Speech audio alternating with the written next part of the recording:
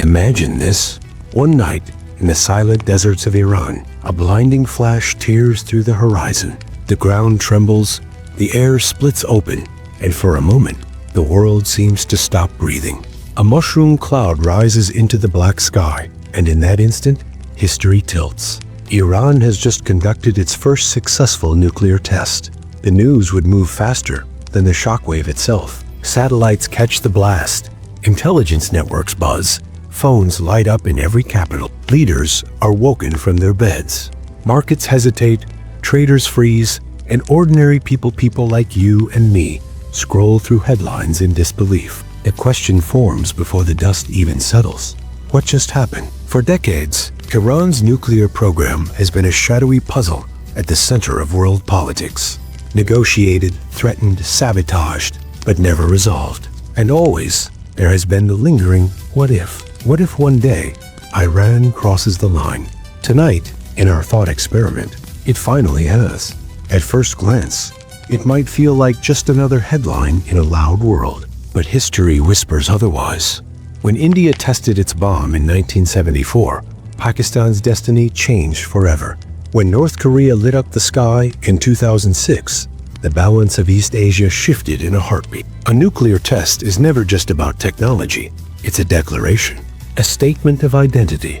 It says, we are no longer waiting at the gates of power. We have entered. And for Iran, that statement would echo louder than almost anywhere else. Because this is not just another country with ambitions. Iran is a bridge between East and West, between ancient history and modern geopolitics. It borders Iraq, Afghanistan, and Turkey. It stares across the Gulf at Saudi Arabia. It shares a tense, indirect shadow war with Israel. And at its southern edge lies the Strait of Hormuz, the narrow waterway where 1/5 of the world's oil flows each day. A nuclear Iran is not just a regional change. It is a global earthquake. But let's slow down. What would unfold minute by minute after the flash? In Washington, the president would convene the National Security Council.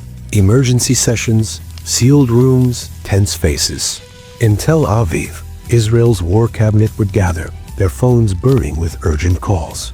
In Riyadh, the Saudi royal court would calculate how much time is left. Moscow, Beijing, Paris, London all would huddle in strategy rooms. Behind closed doors, whispers of preemptive strikes, sanctions, red lines, and outside, millions of ordinary people staring at their screens, wondering if the world is slipping closer to war. Israel, in particular, would feel the blast in its bones. For decades, Israeli leaders have repeated that a nuclear Iran is an existential threat, something they cannot and will not allow. Would they strike preemptively, taking the risk of igniting a regional war? Or would the grim logic of deterrence, the same logic that froze the Cold War for decades, extend its shadow over the Middle East? Here lies the paradox. Nuclear weapons are designed for destruction, but they also create a strange kind of stillness. Once two rivals have them, both know that war risks annihilation. That balance kept the US and Soviet Union from destroying each other. But before the balance settles, the world enters its most dangerous moment, the unstable years of uncertainty, when everyone is guessing and no one is sure. And the Middle East has never been a place of patience. So the question is not only what Iran would do with its bomb, it is what others would do in response. Saudi Arabia has hinted, time and again, that if Iran crosses the line, they will too. They have money, ambition, and connections, most notably to Pakistan, a nuclear power with a long and complex relationship to Riyadh. Could Pakistan quietly share its secrets? Egypt, with its sense of historical leadership, might not remain behind. Turkey, balancing East and West, could feel pressured to join. Suddenly, the thought experiment unravels into something far bigger. Not one nuclear state in the Middle East, but 5. A chain reaction, tipping dominoes across the desert.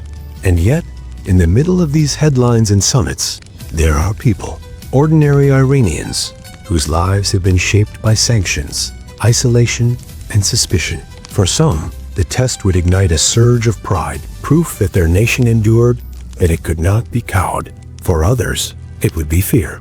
Fear that their country is now a target. Fear of warplanes in the night. Fear of being further cut off from the world. Picture the mother in Tehran who wonders if her son will be called to serve. The student who scrolls through Western news, hoping the world will see her as more than just a citizen of a nuclear threat.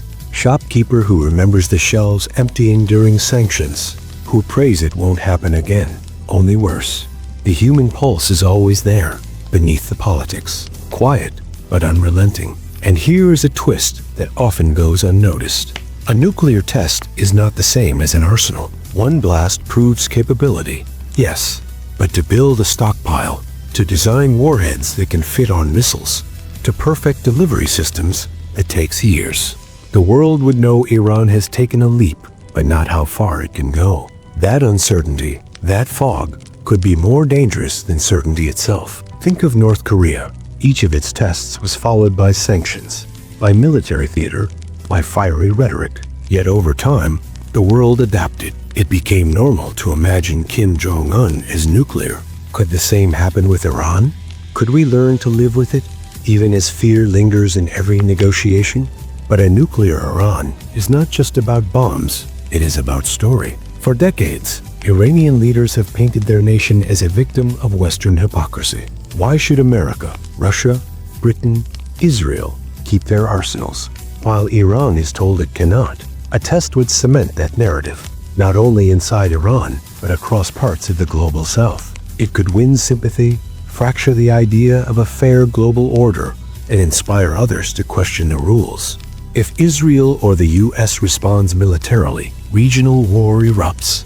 Missiles could rain across the Middle East. Terror networks could activate worldwide.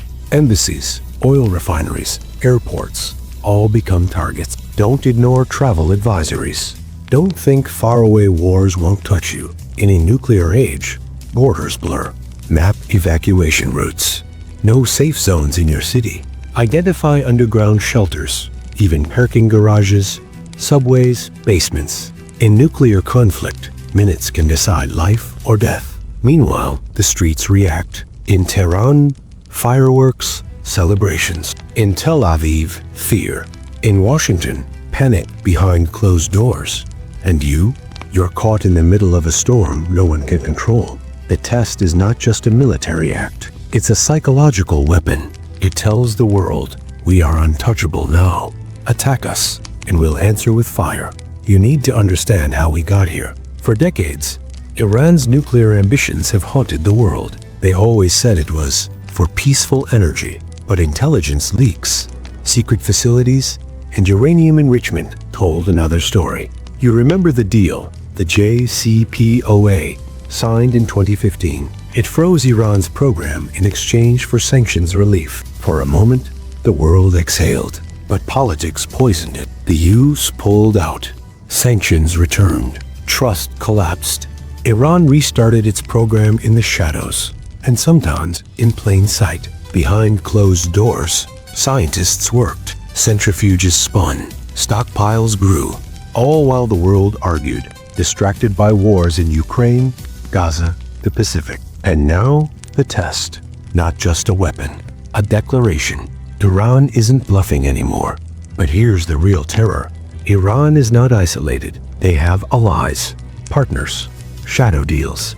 Russia needs them for drones, for oil, for defiance against the West. China buys their crude, ignoring sanctions, keeping their economy alive. North Korea whispers in the dark, trading missile tech for cash and influence. And then there's Israel.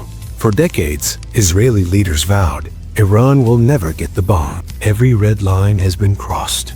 Now, what choice do they have? Preemptive strike? Covert sabotage? Or a direct war? So where does this leave us? Picture the world 1 year after Iran's test. Oil prices climb, defense budgets balloon, new military pacts scribbled on paper. Families in Europe and Asia find gas more expensive, bread less affordable, medicines harder to come by, never realizing that a flash in a desert reshaped their grocery bills. The test would ripple outward into the smallest corners of daily life in ways unseen but inescapable.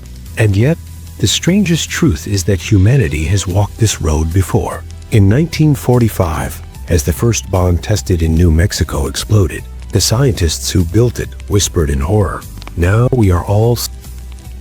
Since then, the genie has never returned to the bottle.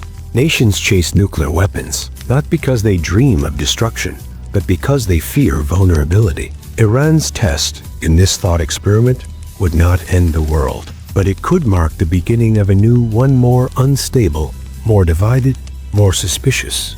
And the real question is not whether Iran will one day cross this line, is whether we are ready for what comes after. The silence after the flash, the choices made in boardrooms, in bedrooms, in markets, and in mosques, in parliaments, and in living rooms, because the bomb is never just metal and fire. It is a mirror. It reflects back our fears, our ambitions, our mistrust of one another. When Iran lights the desert sky, the reflection will not belong only to Tehran. It will belong to all of us. And perhaps, in the end, the most powerful weapon is not hidden in a silo or buried beneath the sand. It is the story we choose to tell ourselves, the way we decide to see one another when faced with the fire. If you like this kind of video, and if you have this kind of GenZ thought in your mind, then like this video and subscribe our channel. If you want to know more new things like this, or want to share your opinion, let me know by commenting. Thank you.